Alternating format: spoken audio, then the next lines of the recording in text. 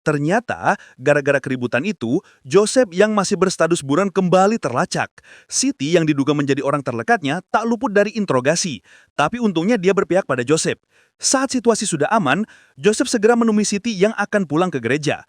Joseph pun ikut Siti pulang. Selama perjalanan, tampak Siti sangat kesal dan mengatakan bahwa Joseph adalah orang yang munafik. Di satu sisi, dia berbuat jahat kepada orang lain, sedangkan di sisi yang lain, dia ingin menegakkan keadilan untuk Isabel. Namun, nyatanya Joseph memang tidak punya pilihan lain. Lagi pula, Siti juga munafik karena telah menciumnya tempo hari. Tapi ternyata dia tidak ingat apapun gara-gara mabuk. Keduanya pun lalu berbaikan lagi. Siti kemudian menceritakan masa kecilnya. Kala itu, dia yang sedang rajin-rajinnya belajar tari balet, tak disangkanya selalu dilecehkan oleh pelatih baletnya. Tidak hanya sekali, dua kali, tapi ia telah dilecehkan sebanyak 17 kali hingga membuatnya trauma sampai akhirnya ia melakukan ini.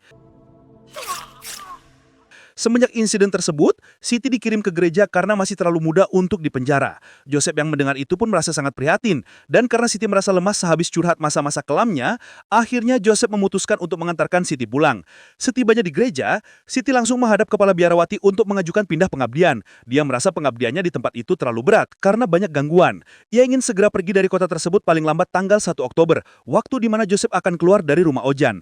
Di waktu yang sama, Joseph menemui Ming Choi untuk meminta bantuan menemukan pembunuh Isabel dengan menunjukkan ciri-cirinya. Dan ternyata pelakunya adalah mas-mas yang order Isabel di awal film, yaitu El Samidi. Dan jika ingin menemukannya, satu-satunya akses adalah melalui atasan Ming Choi yang bernama Nyonya Choi.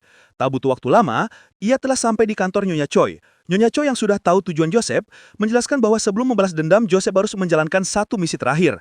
Mau tidak mau, Joseph pun menerima tugas tersebut, yaitu dia harus mengantarkan paket berisi imigran gelap yang diselundupkan dalam kapal kargo. Meskipun tidak tega, Joseph tetap harus mengantarkan mereka demi membalaskan dendam Isabel. Adegan kembinan berpindah ke tempat Samidi yang sedang main icilik tapi barbar. Tanpa ia sadari, ada utusan Nyonya Choi yang menyusup. Wanita ini lalu mencari tahu informasi jadwal Samidi untuk diberikan kepada Joseph. Sementara itu, Joseph yang baru saja sampai di pelabuhan.